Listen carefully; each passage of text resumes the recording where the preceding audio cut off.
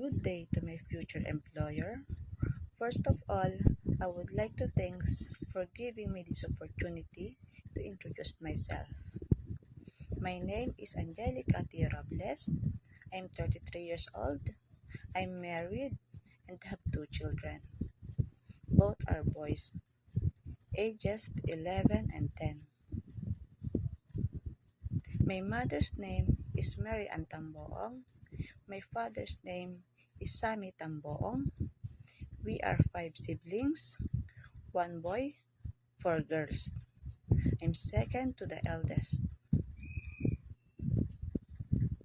I have work experience as factory worker here in Philippines and domestic worker in Kuwait for 2 years, year 2022 to 2024. I serve three members of the family, Madam and Sir, and their 3 years old child.